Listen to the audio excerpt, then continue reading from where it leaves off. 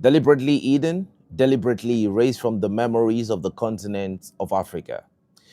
And when you understand why, you will understand everything about the relationship between France and its former colonies, which comprise of the Francophone African countries.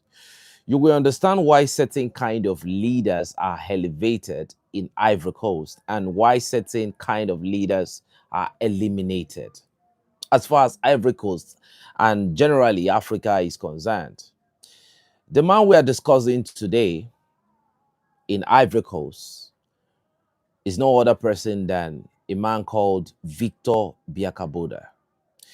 And if you are an Ivorian individual and you have never heard the name Victor Bakaboda before, I do not blame you. I do not blame you, and you should not blame yourself because the system was designed in such a way that you never get to hear names like Victor Bakaboda. A lot of people talk about Boigny in Ivory Coast. A lot of people talk about Alassane Dramani Ouattara. You know, most of the things we hear about Ivory Coast are not things that are really, really appealing, more of appalling, all right? At the end of the day, there is one of the greatest Pan-Africanists to ever emerge on the continent of Africa from Ivory Coast, whose name is Victor Bakaboda. The first time I heard about this man, I heard from Captain Ibrahim Traore, telling us about the story of this great revolutionary leader who the French, as we speak right now, are trying to hide his story forever. They are trying to destroy everything that relates anyone to this man called Victor Bakaboda. So, ladies and gentlemen, who is Victor Bakaboda? Victor Bakaboda was born on the 25th of February 1913 in a small village called Diepa-Kehi near Ganoa in what is now called Côte d'Ivoire. He lost his parents very early, both his parents. He was raised by his maternal grandparents. And he began his education in Ganoa in 1920. And by 1930, he had obtained his higher primary certificate in Bingaville. And then from 1931 to 1937, he trained at the prestigious École Medicine in Dakar, Senegal, emerging as a fully qualified medical doctor. Now, you see, this story is very, very interesting and inspiring. Now, here is where the story takes its first crucial turn. His first medical posting was to Nekore in Guinea. And it was during this medical posting in Guinea, ladies and gentlemen, that the young Bakaboda encountered a man who would change the trajectory of his entire life. That man is who they call, I know a lot of people have heard it, Hamad Sekou Touré, one of the greatest in the history of Africa. That was when Victor Bakaboda met Sekou Touré. You see, when petrol meets with fire, a combustion is going to erupt. You see, when men like Bakaboda meet Sekou Touré or meet Kwame Nkrumah, you are going to have something different. All right.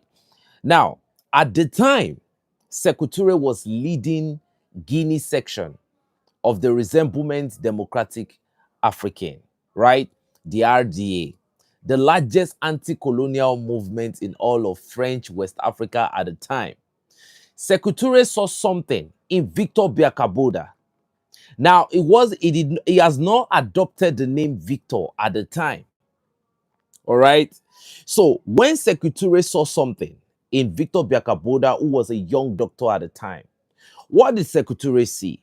According to information, Sekou Touré saw fire, he saw conviction, he saw a man who could not be bought, who could not be broken, and who could not be silenced.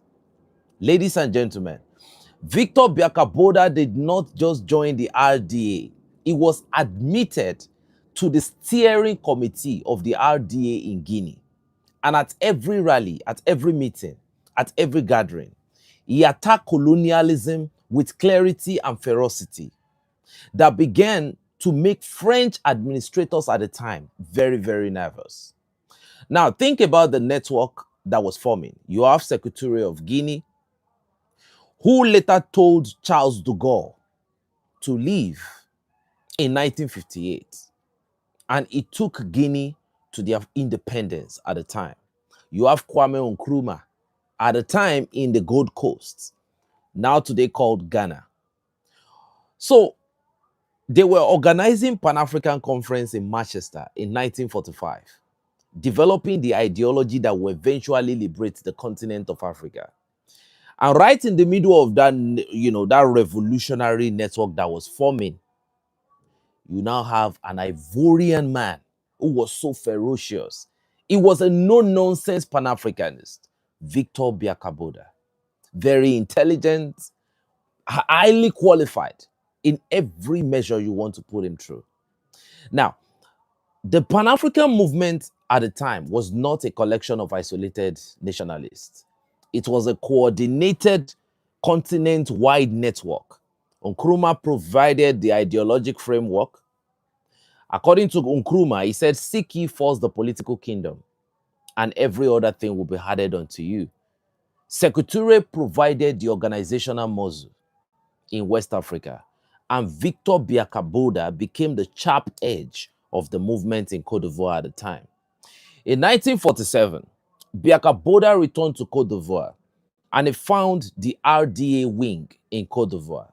Thank you for coming. Thank you for coming. Already in full struggle, he joined figures like Jean-Baptiste Moki, Kwizin Koulibaly, and Matthew Ekra, and men and women who were fighting the colonial machine at the time. Victor Bakaboda just plugged into the network. But Bakaboda was different. He represents what they call Harley Dure, the hard wing of the RDA. According to information, he was not interested in compromise. He was not interested in negotiation. He wanted what Rubel Nyobe wanted in Cameroon. So all these countries you are seeing that have bad representative today, they've once had great revolutionary people. And if you look at France and how France tries to suppress the Francophone African countries, it is because the memories of men like this still haunt France till today. That is why France would prefer a puppet that almost cannot walk again than allowing somebody who they cannot really certify or vet emerge from the midst of the people, because they know that if by mistake another Victor Bakaboda emerge, then it's going to be game over. You already have Captain Ibrahim Traore, Assimi Goïta, and Abdurrahmani Chiani. So just the way France is putting a lot of pressure on these three Sahelian countries through terrorism and through every proxy they can activate, they are equally making sure that other Francophone African countries don't grow their wings of independence that will take them to their El Dorado. So, ladies and gentlemen, you see, this is where it gets serious, because in 1948, despite all the efforts of the colonial administration to sideline Victor Bakaboda, he was elected in the French Senate, a revolutionary anti-colonial firebrand sitting in French Senate itself. Now, they allowed him into the French Senate believing that, if they give him that political opportunity, he was going to be quiet and just fall into the platform and just be quiet forever. Ladies and gentlemen, he took that opportunity to condemn the French repression, to demand equal pension for Africans, for African veterans who fought for France against their own will. According to information, he exposed the brutality of the colonial system from within its own institution. But what sealed the fate of Victor Bakaboda was a speech that he made on November 18, 1949, in the city of Daloa. Ladies and gentlemen, everything that represents Victor Bakaboda in that city today have almost been destroyed. And some of the kids in Daloa today would never, if they ask them, do you know of Victor Bakaboda? Some of them cannot even remember. Now, the colonial administrator, a man named Bodovand, did everything in his power to stop the meeting of Victor Bakaboda at the time. Roadblock on every route in the city. Police were deployed. Gendarmes were mobilized. They wanted to prevent Victor Bakaboda from speaking, but he arrived. And that was where he delivered a 2-hour speech that was heavily loaded. According to information, the speech was so revolutionary that it is still remembered today by those who study true history of liberation. Because according to information, everything about that speech, the original script, has been tainted, destroyed. France don't want people to remember anything about their colonial past. And that is wrong. If you were able to commit that level of crime in Africa, you should be accountable. You see, what did he say? According to information he told the people of Daloa, and I paraphrase, because the full transcript have been suppressed, that no power on earth can eternally confiscate the freedom of the people.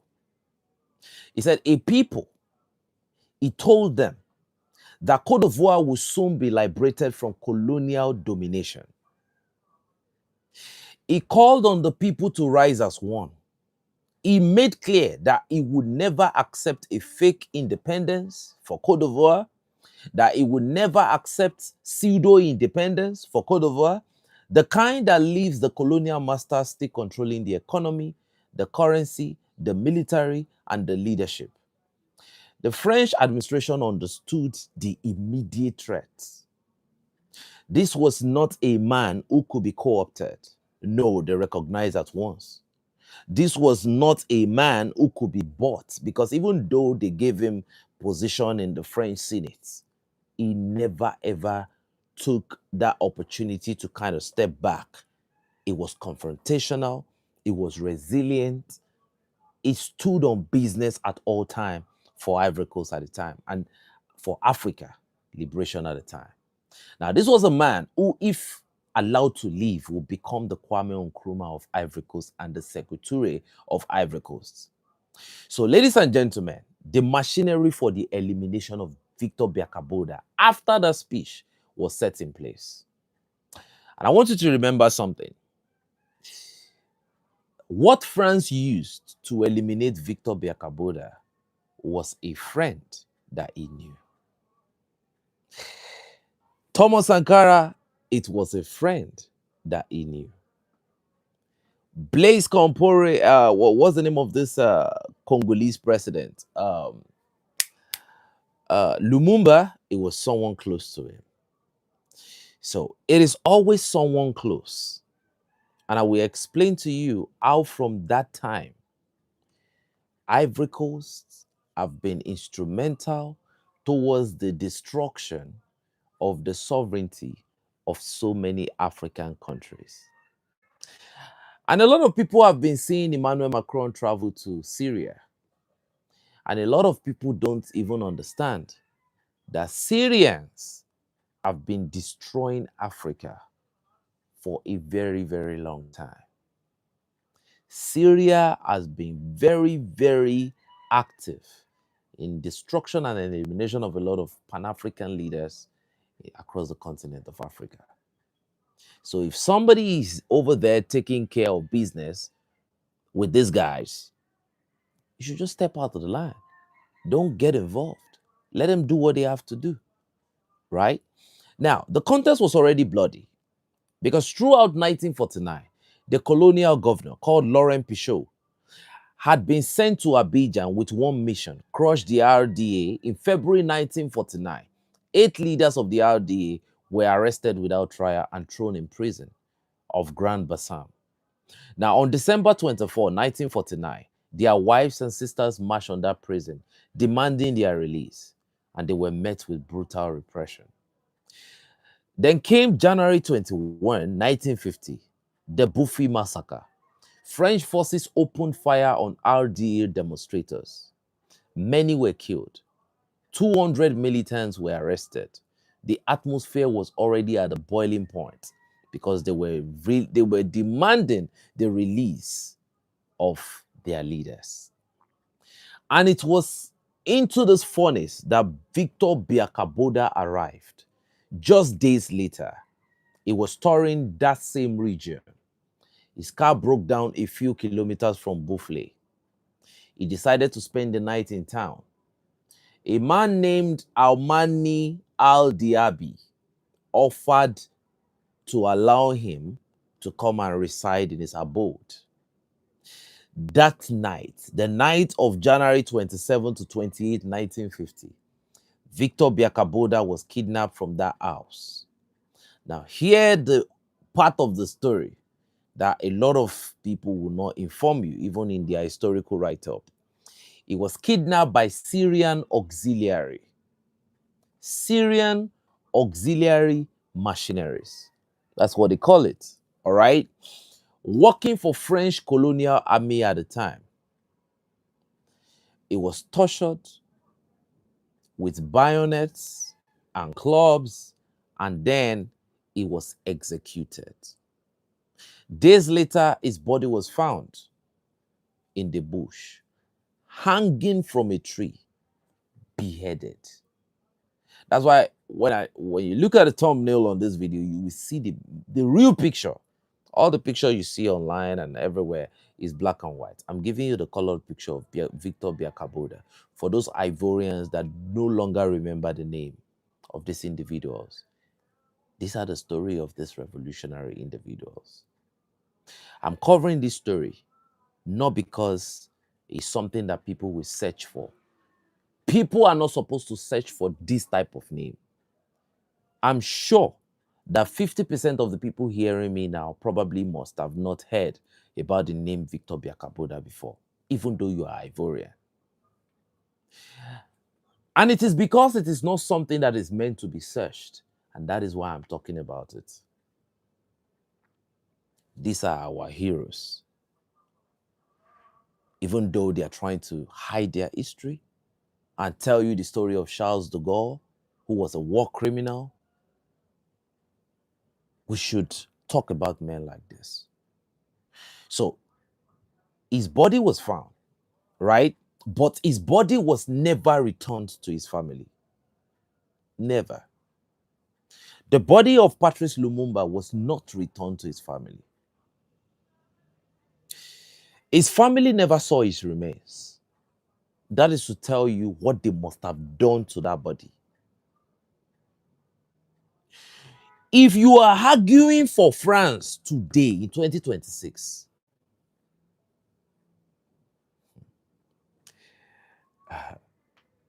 now the French colonial machine, they went into the cover-up mode. For over 3 years, they refused to officially declare him dead. It was not until 20th of March 1953, more than 3 years after his murder, that France officially acknowledged his death. And the story they sold to the world.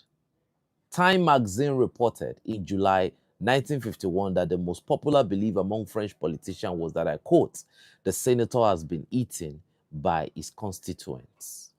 Now, think of it. Times magazine at the time. So they have also been using the media machinery to manufacture lies, deceit, psyop from that time. It did not just start today. Everything about those people have always been bad from the very beginning. They never taught you anything reasonable. A lot of people watching me now, you went to school thanks to Western democracy, or that's what you want to say. But you are educated. How can you prove that you are educated? That's the question I want to ask from a lot of people that call some successful people who did not have Western education. They dare to call them illiterates. So how do you judge an illiterate? How do you determine that this person? So if they want to brag that they gave you this and they gave you that, there was nothing reasonable the West gave to you. They took your language, but they restored their own language. But a lot of foolish people want to be proud. Like their own flag of civilization is how well you can speak another person's language and not your own language. When your children speak your own original language, you want to tell them to keep quiet. A lot of people adopt their names. I have people that I'm directly related to that gave names to their kids because they felt like, oh, it's Western.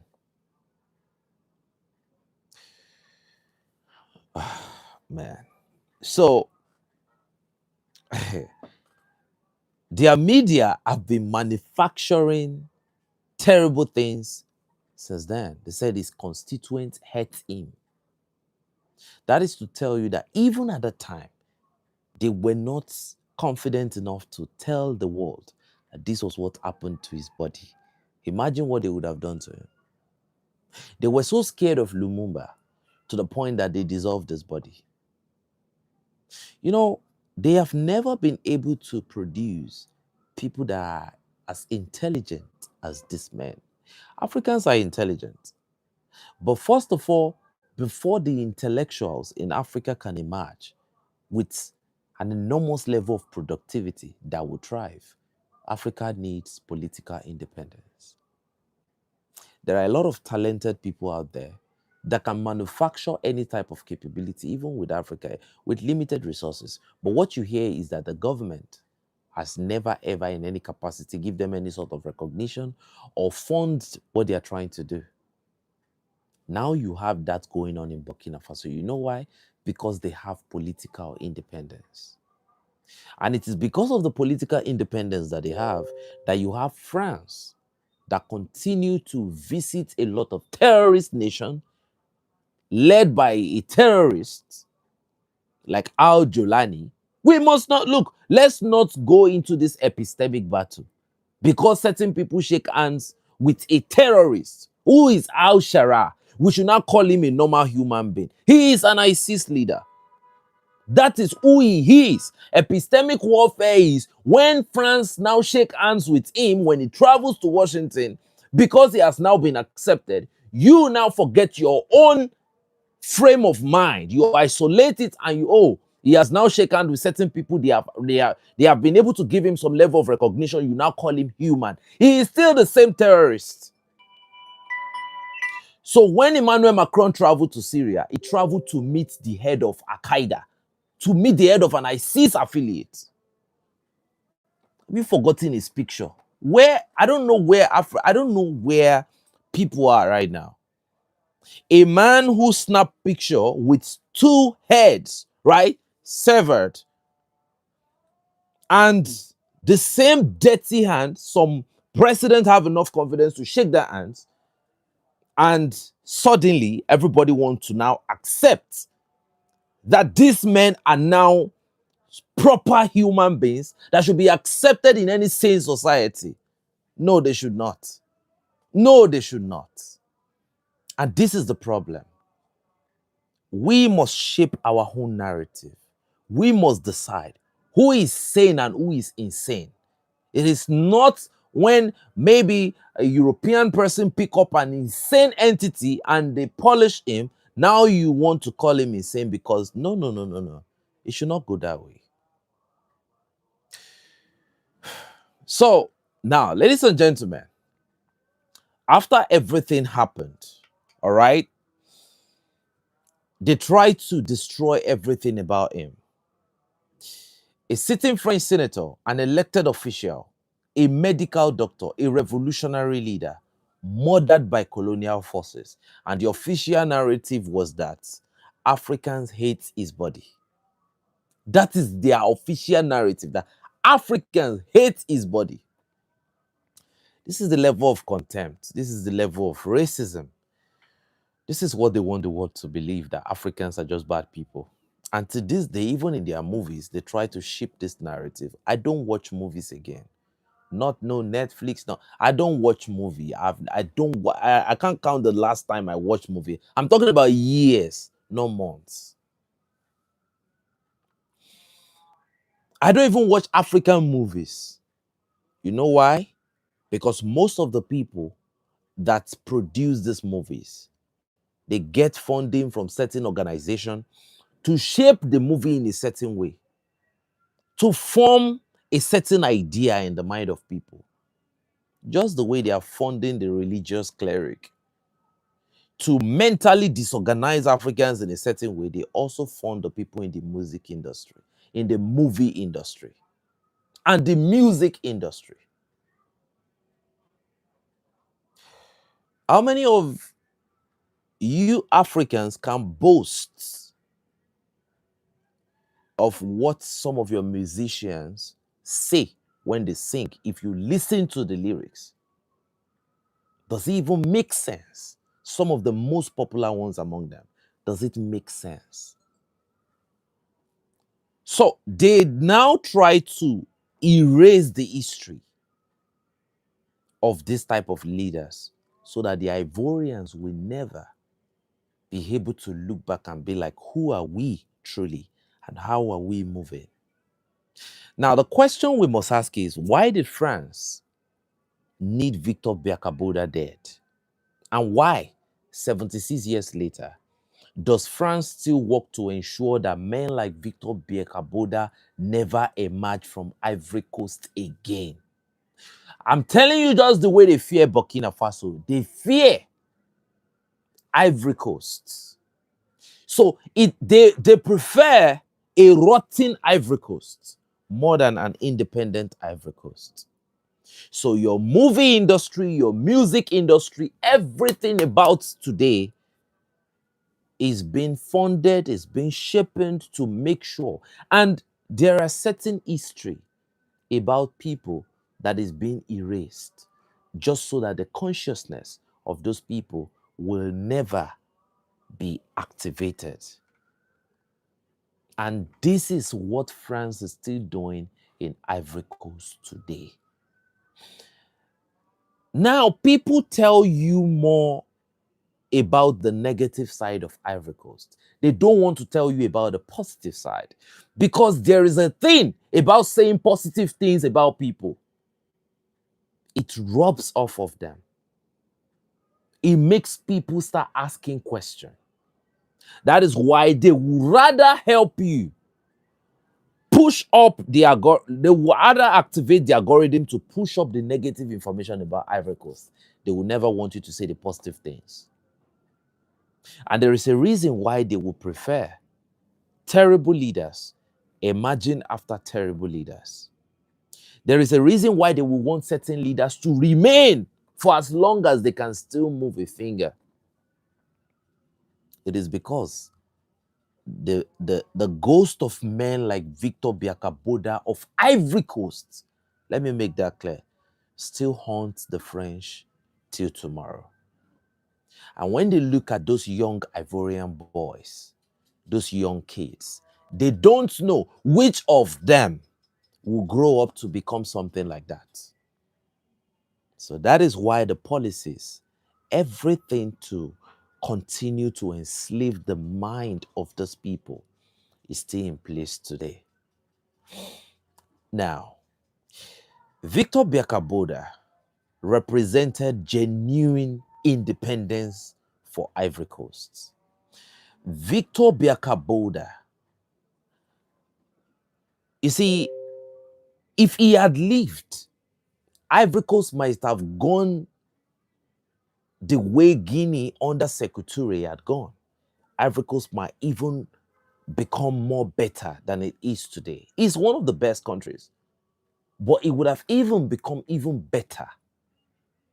A clean break from France, a true sovereignty, control over its own resources, its own currency, its own destiny.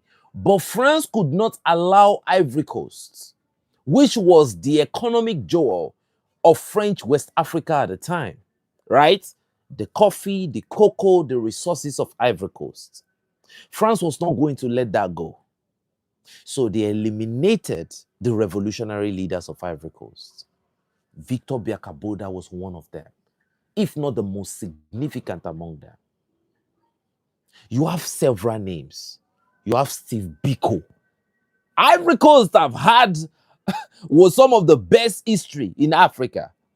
But you rarely hear these things. There is a reason for it. It's to shape the narrative in a certain way that it affects the mind of certain people.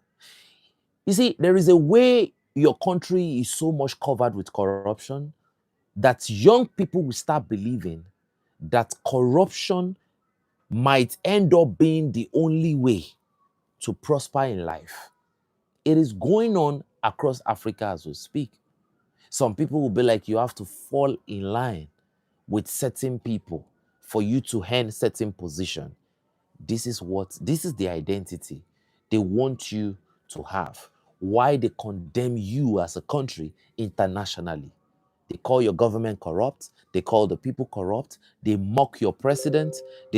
Look, do you know what they say about Paul Biya outside Africa? It's terrible. But they want you to embrace that identity. They want you to align. Alignment is not always easy.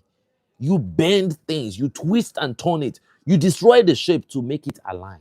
That's alignment. So that's what they want Africans to do, not to be original, but to align. So France could not allow that. They could not allow Cote d'Ivoire to progress. So they eliminated all the revolutionary Ivorian leaders.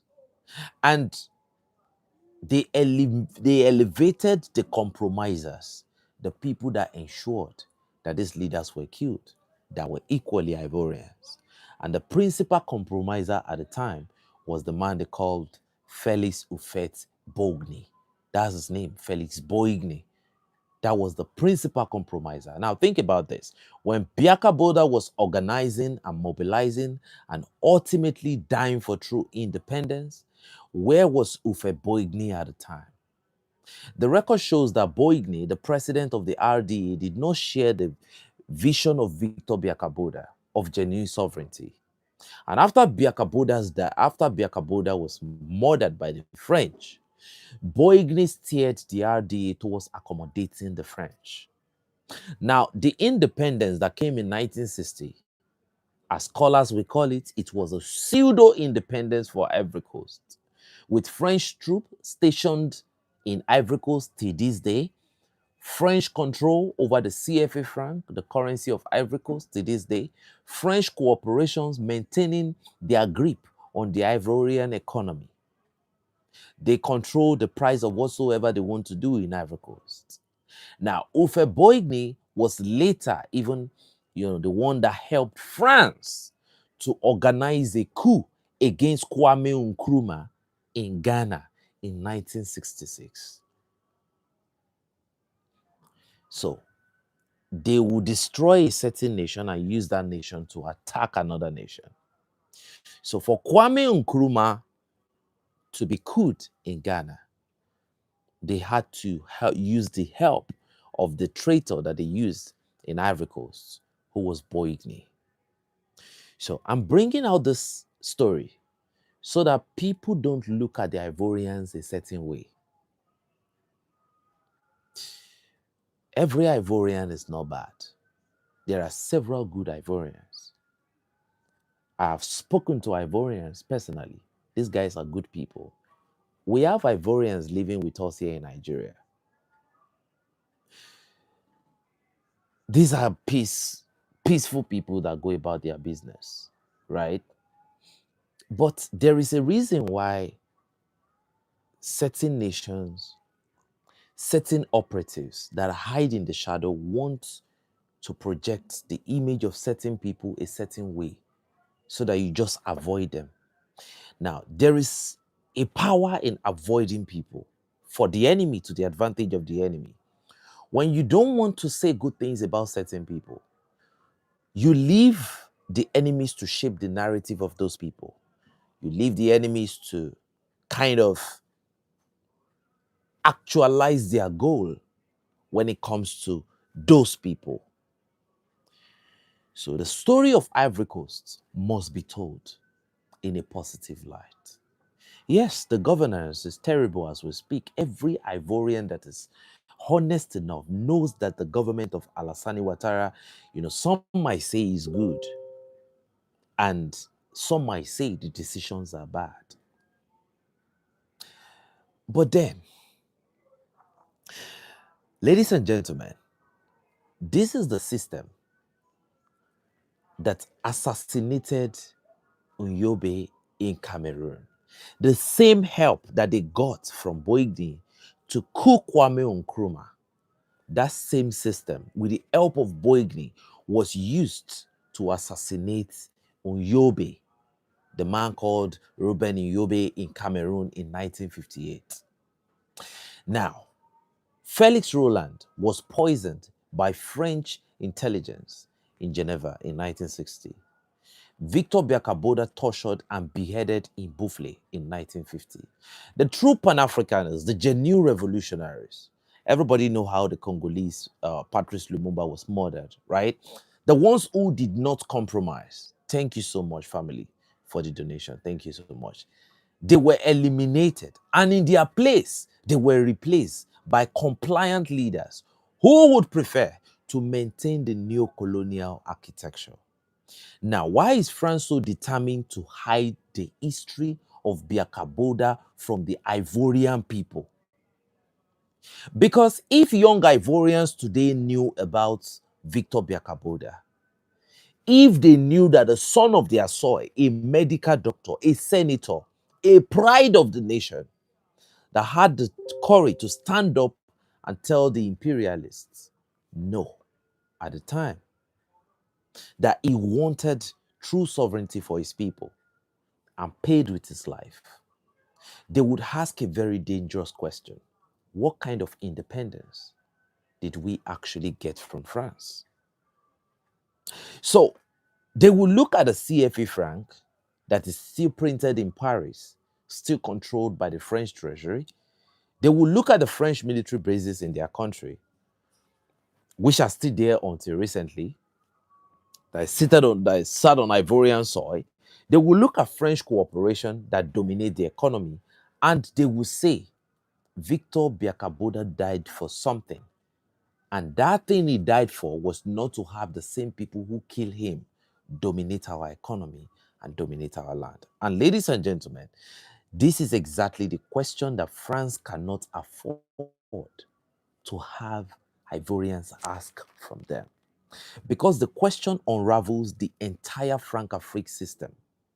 A man like Bakaboda cannot be allowed to become a symbol. His name cannot be in the textbooks. Any Ivorian can tell me if they've ever read about this man in their country, right? His story cannot be told or taught in schools in Ivory Coast. No national monument, no national Remembrance Day, just a stadium in Nanoa and a primary school in Boufflé.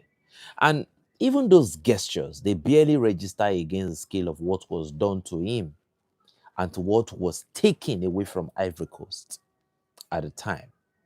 Now, what do you think about a man that gave his life so that Ivory Coast can be free and his body was never returned to his family? His remains are still under seal. As one Ivorian newspaper reported, his story is suppressed, hidden, and buried. So, but here is the thing, family. Here is the inspiration. They could kill the man, but they cannot kill what he represented, because today, across the Sahel, Burkina Faso, Mali, Niger, the spirit of Bakaboda is rising again. And no wonder I went after the history of this man, after I heard his name from Captain Ibrahim Traore, when he referenced the greatness of Ivory Coast and he spoke about Victor Bakaboda. It was from the statement of Captain Ibrahim Traore. I said, okay, I need to go and make research and find out who this man is. And now I can see how great men like this were. From Ivory Coast. You see, in the AES alliance,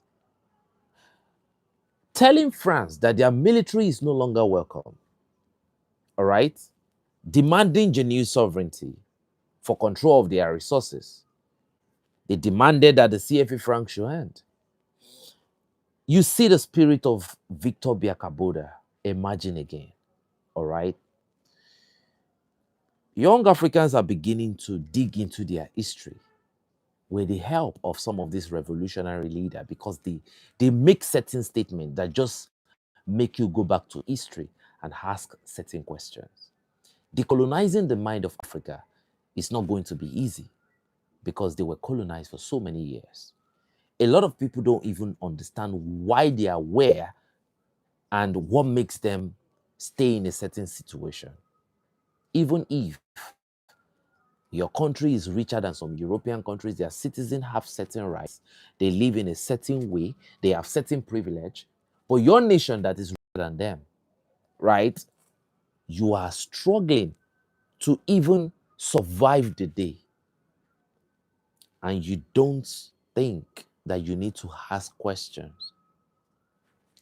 And the same leader that verified and chose the person who is leading you right now in their intelligence network, their media network, bring in certain leaders to rule you.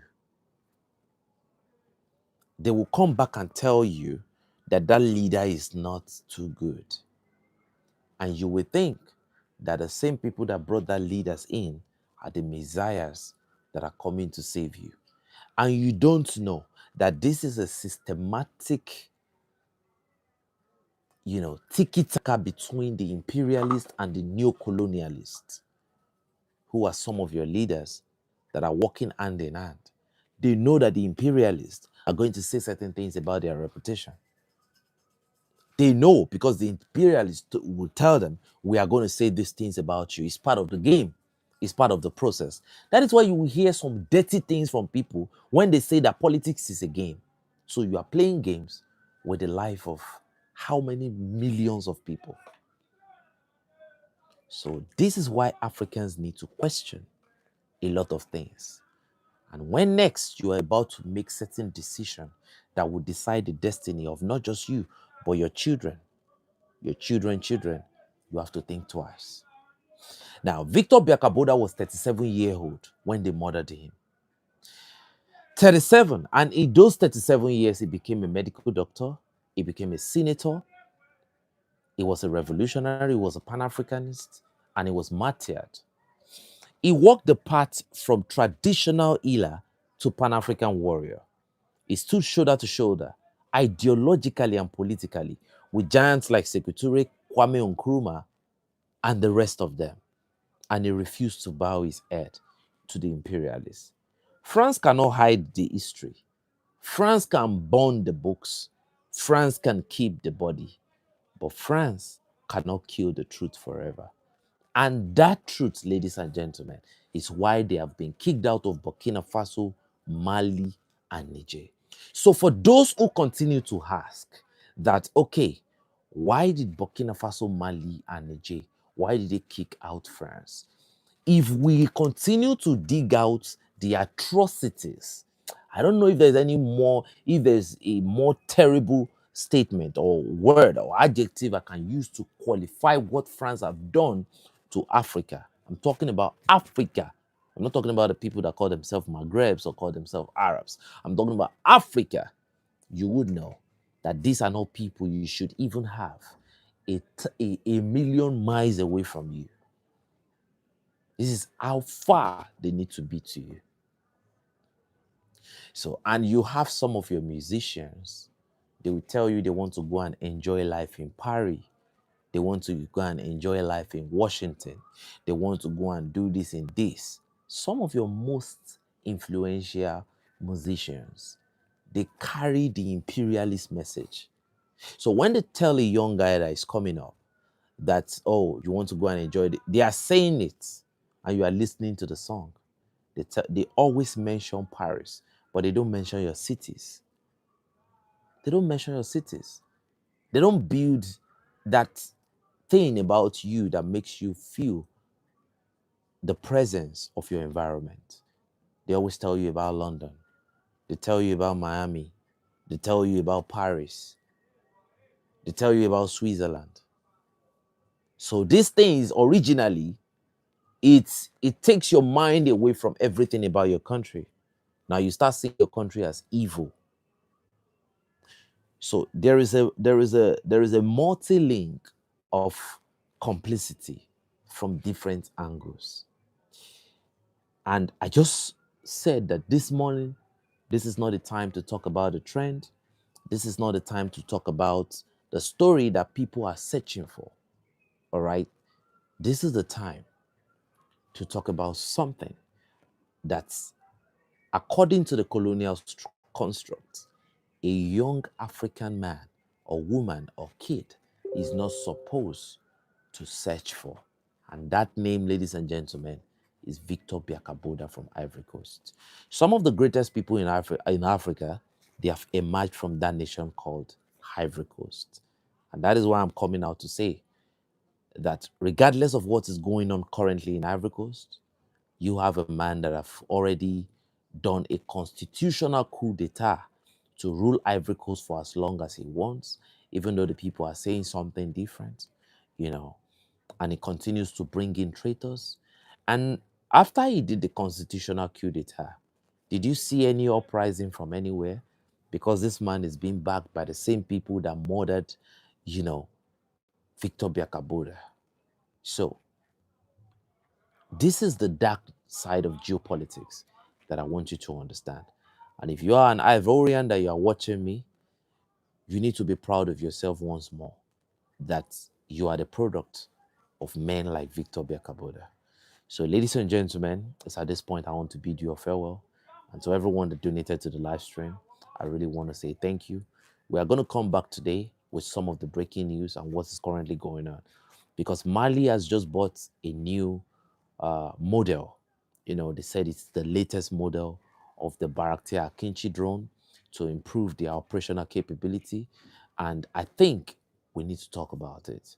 So, ladies and gentlemen, is it truly a game changer? I'm going to be analyzing this during the day. So I see you. And if you're getting to this channel for the first time and you've not had the opportunity to hit the like button, if you don't subscribe to this channel, please do well to hit the like button and stay tuned because we'll soon be coming out with the next information. Thank you and God bless you.